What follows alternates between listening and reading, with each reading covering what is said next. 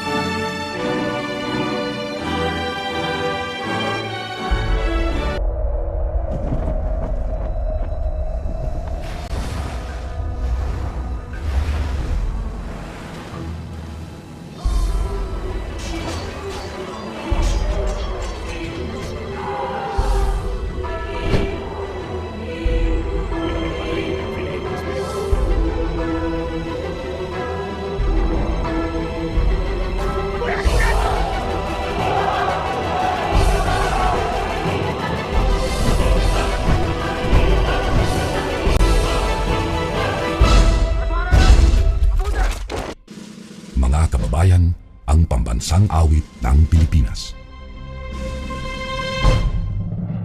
Kayang mag-ibig, kaya sa sinakanan, alam ng puso, sa titik mo'y bumay. Lupang hinihang, kuya ka ng mag-ibig, sa manlulupin, di ka pasisigil, sa nagatang tutok sa simoy at sa langit mo pamraw, ay hinatang tula, awit sa pagkayang minamahal, ang isang lang matawag ko'y tagumpay na nag-iindig, bakit tuwing at araw na kailan pa may di mag-iindig, luwag ang araw na walhati pansinta, buhay langit sa piling mo, ang ligaya na kantay mga api, ang mamatay ng dahil sa'yo.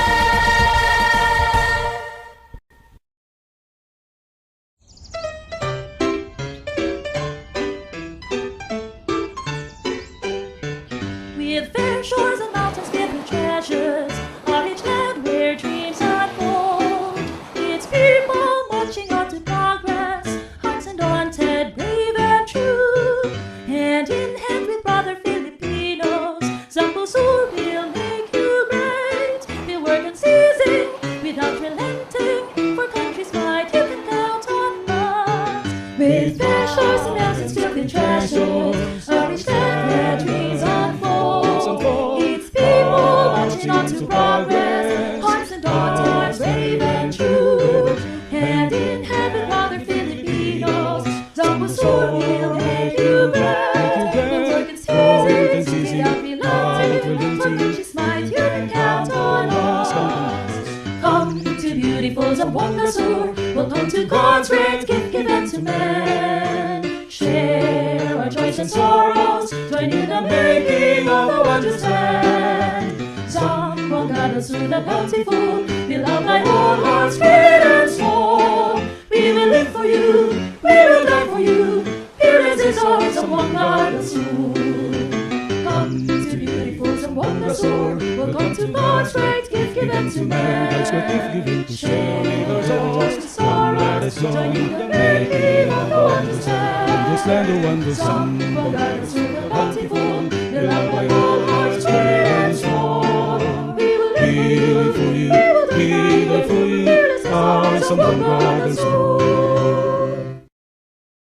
Daghan salamat sa higayong nagitahas kanako sa atong Bag-ong Opon Elementary School Head Teacher Sir Lope Andigon, sa atong mga teachers gikan kinder hangtod sa grade 6, sa mga ginikanan, sa mga kabataan o mga bisita.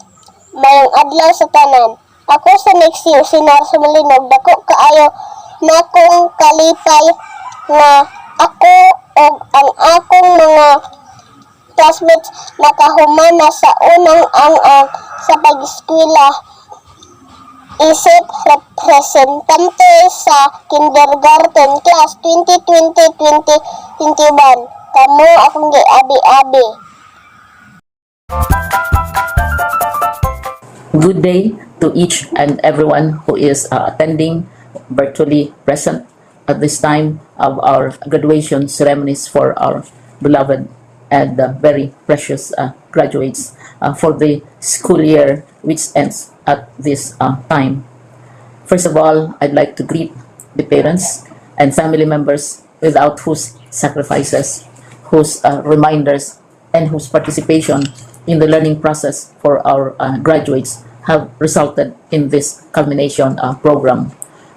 This year, your role has changed drastically, where we've always thought, we've always believed that the matter of educating our children rests nearly exclusively on our teachers and our staff. This time, you parents, you family members, you who are in the households of our learners have expanded your role and contributed to this wonderful day, wherein finally, our learners are graduating in this culmination exercise. So congratulations, because this year has not been very easy, has not been a picnic for our teachers, for our family members, as well, especially the parents, mothers, fathers, sisters, brothers, and all who have contributed to the achievement of our learners at this time. So, maraming salamat at congratulations, parents and family members. Mas malaki ang role ninyo at this time compared to earlier graduation exercises. Secondly, I would also like to greet our teachers, without whose very careful review and careful supervision of the work of our pupils and our learners, this event would not be taking place at all. And so thank you, teachers. Your role has also expanded. In addition to seeing to it that the modules are faithfully followed, the assignments are correctly implemented, and the learners are truly learning. And you have had to deal with new ways of assessing the performance also of the learners. So congratulations, teachers, for enduring, for your patience, for your love for our learners, and your willingness to engage in a way and methods of teaching which are different from those which are used to. Assessment must have been especially difficult for you, especially since you were not able to see most of the time our students in face-to-face meetings, and most of the meetings, of course, were virtual. We'd also like to thank the local government units for their interest, for their cooperation, and for their continuing contributions to the needs of education, even as our children do not go to school. Your donations of material as well as financial resources at this time are most welcome, and your advice has been taken seriously not only by our teachers, by our school officials, but also by our officials in the Department of Education. We continually talk with local government units, especially in times of disaster, in times of great need for classrooms, for space, and for responses to unforeseen emergencies. Thank you, local government units. But of course, most of the congratulatory greetings fall on the deserving graduate. Each and every one of you is truly special. You are different from the other graduates who have passed through the portals of your school. You went to school practically without seeing your teachers, if at all. You went to school with your parents, your mothers, and your fathers hovering over your shoulders and seeing to it that you are able to complete your assignments. You are completing your studies at a time when examinations and assessments are different. You are culminating these long months of hard work at this time, even as you have to do family chores, even as you are distracted, and even as your world has turned upside down, and it seems and it appears as if we don't know what the future holds and what will happen next. But you have persevered, and now you are ready to graduate. And therefore, you deserve each and every bit of congratulations from us in the Department of Education, from your parents and family members, your teachers, from the officials in local government, as well as in the parent teachers associations. You deserve each and every single congratulatory pat on your back, each hug, virtually, of course, and each greeting, which I am sure you are also receiving virtually. I don't know if you will remember this event many, many years from now. I have tried to recall myself who our graduation speaker was when I finished high school and when I finished my college studies. All I remember is that the graduation speaker was someone important, someone who was invited because that someone is supposed to give a message.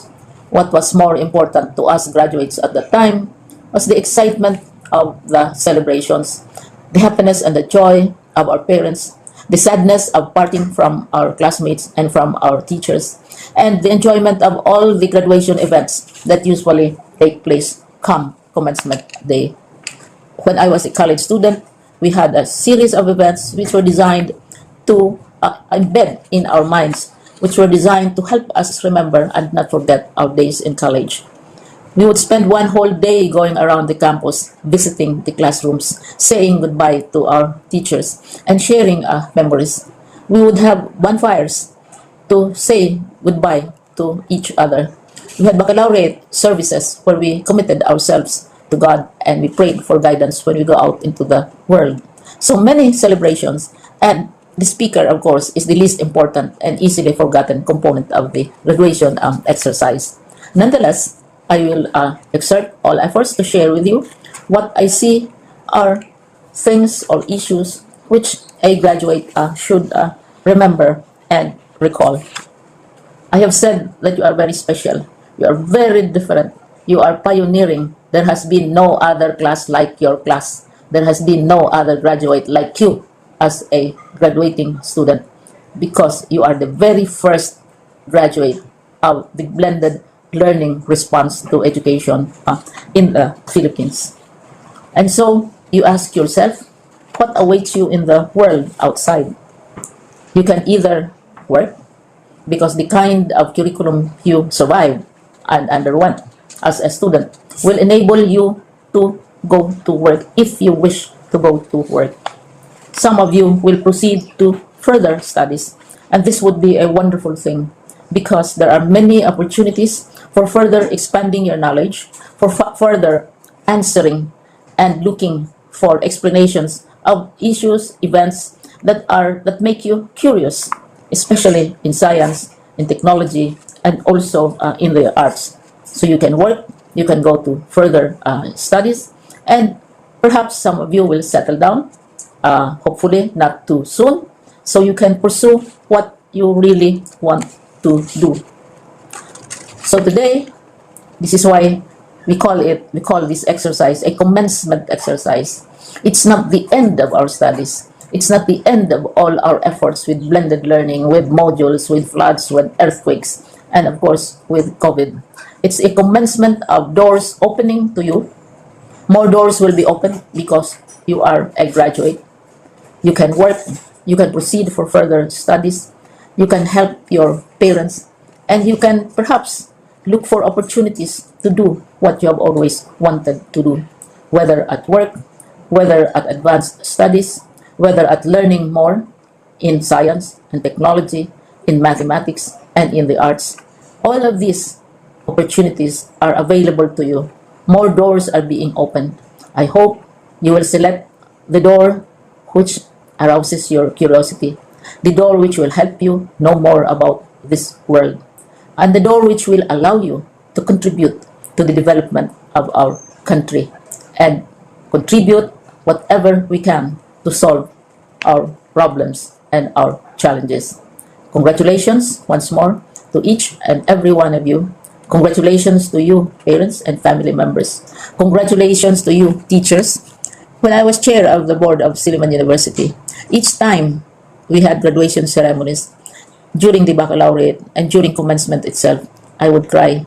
I would cry because you are sending out into the world a new batch of graduates, and we want to be sure that what is awaiting them is appropriate. We want to be sure that they are ready for what awaits them when they select which door to open. And so, we tell you, go out to the world, do whatever you want to do. God be with you, and be assured that all of us love each and every one of you. Congratulations. By virtue of the power vested in me as the principal in charge of the district of Ramon Magsaysay II District, and upon the recommendation of the school principal, I, Liza Vilicaria, have the honor to recommend these candidates for graduation and completion of this district to the school's division superintendent, Dr. Maharani M. Jacinto Siso 6, for confirmation. They have satisfactorily completed all the requirements prescribed by the K-12 basic education curriculum and are found worthy to be confirmed as graduates and completers of Ramon Magsaysay II District for the school year 2020-2021. By the power vested upon me by the Department of Education as the officer in charge, Office of the Schools Division Superintendent of DepEd Schools Division of Zamboanga del Sur, and as presented by the school principal and recommended by the Public Schools District Supervisor, that these candidates for moving up have satisfactorily complied the requirements of the Enhanced Basic Education Curriculum for kindergarten as prescribed by the Department of Education. I now confirm you completers of school year 2020-2021. Congratulations! Presenting the candidates of completers and giving of certificates and awards. Abiso Chester Wendell N. with honors, son of Mr. and Mrs. Abiso. Albisa Nazareno B., son of Mr. and Mrs. Albisa. Caballero Nexos Jade, son of Hermologine Caballero.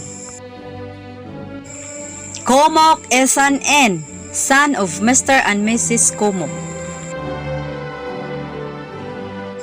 Galieto James O., son of Mr. and Mrs. Galieto.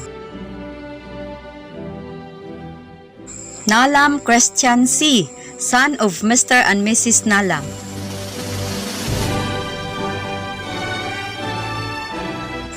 Cecil Ray C., son of Mr. and Mrs. Cecil.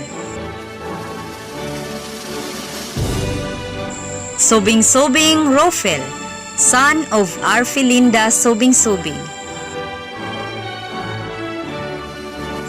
Sumalino Christian J. A., son of Mr. and Mrs. Sumalino.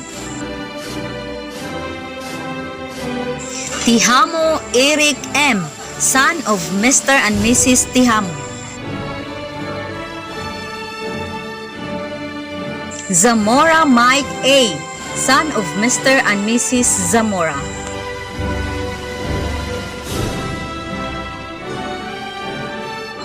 Alvarico Jeppe Joy G., daughter of Mr. and Mrs. Alvarico.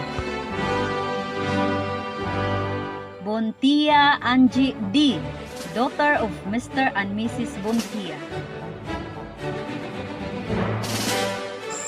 Caballero J. Ann M., daughter of Mr. and Mrs. Caballero. Canduli Sofia C., daughter of Mr. and Mrs. Canduli. Capuno Christy Joy N., daughter of Mr. and Mrs. Capuno. Capuno Erica Nicole C., daughter of Mr. and Mrs. Capuno.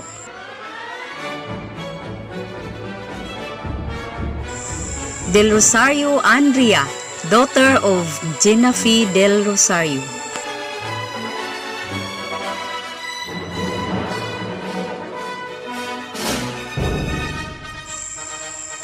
Ubad Thea A., daughter of Mr. and Mrs. Ubad. Perez Jamaica, daughter of Sheila Perez.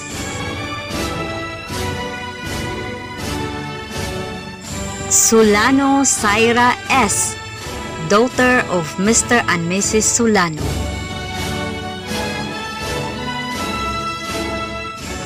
Sumalinog Nexi O., with honors, daughter of Mr. and Mrs. Sumalinog.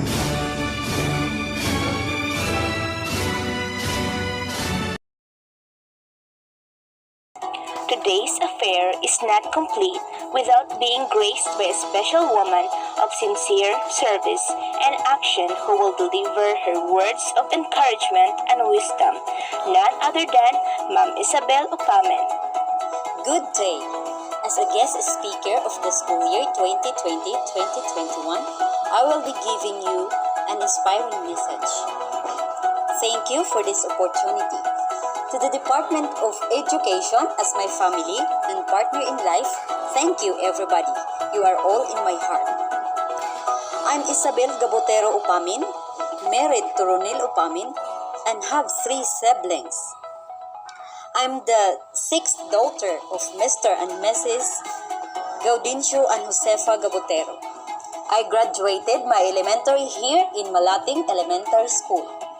I will not forget my elementary years, where there I first learned how to write, count, and read as my first step of challenges. I studied my high school days in Commonwealth National High School with the help of Mr. and Mrs. Evelyn and Edgar Manigo's family as a hard-working student. I finished my college years in Misamis University, Usami City with a degree of Bachelor of Science in Elementary Education with the help of the Kabaitan family who in all way they give all their support financially. Thank you for these families. When I was there, I was so sad for I miss my family for it is my first time that I was far from them. But I sacrificed all of this for I am fighting for the success of my future life. And I did it with the help of our Almighty God. I just want to share to each one of you, especially completers, graduates, the steps of how you are going to have a successful life. First, you have to set a goal. Like a game, you have to win for it. But if you will lose, stand up, don't surrender, and go for it. My goal at that time is to sacrifice all my loved ones, my family, to be not with them. I'm away from them for how many years? Second, you have to be faithful, especially for those who financially supported with you all of the endeavors, all the time. Third, don't waste time. Focus on your study. As the saying goes, do not wait for tomorrow what you can do for today.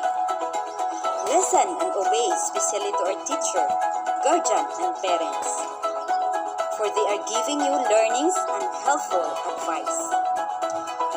Huwag ninyong kalimutan na magpasalamat sa inyong mga magulang, guardians, at mga guro. Lastly, always ask guidance and pray to God. Do good deeds always and follow your dreams. Do not put yourself into laziness. Work hard and make a difference in the world. With our theme, kalidad ng edukasyon lalong patatagin sa gitna ng pandemya. This is our most challenging time of what we are facing right now. The pandemic. So don't stop learning. Let's find ways and go for the victory or success. Put in your mind that poverty is not the hindrance to success. Ang kapobrehon dili jud nato mao'y ihimong hinungdan nga dili magmalampuson ang atong gipaghiling. Once again, susulitin ko na ang pagkakataong ito ang magpasalamat sa lahat ng tumutulong sa akin bilang isang very successful and blessed kinder teacher. It's my precious gift that God has given to me. First and foremost, to our very powerful Almighty God in heaven. Hindi talaga niya tayo, pinapababayaan. Sa aking mga magulang, Mama Sipa, thank you ma for being your daughter. I love you very much. Without you, I'm not here today. Ug sa akong papa in heaven. Since first year high school pa lang ako, iniwan na niya kaming siyam ng mga magkakapatid sa kamay ng aming ina. I know pa that you're still watching and guarding with us. To all who support me, especially mentioned to Manikos family and Mama Inday at Rashid Kabaitan and family, thank you very much for the love, advice, and all financial support during my high school and college days of schooling. Ang Ginoo na jud magabalos ang inyong tanan. To my three lovely siblings and husband, thank you for always there for me, especially up to the present. To all my family, brothers, sisters, neighbors, friends, teachers, mga kabataan, laging tandaan, mga gumagraduates at completers sa batch 2020-2021, sipag at tiyaga lang tungo sa kinabukasan. Once again, mabuhay po tayong lahat. Good luck. God bless everyone. Congratulations. Thank you.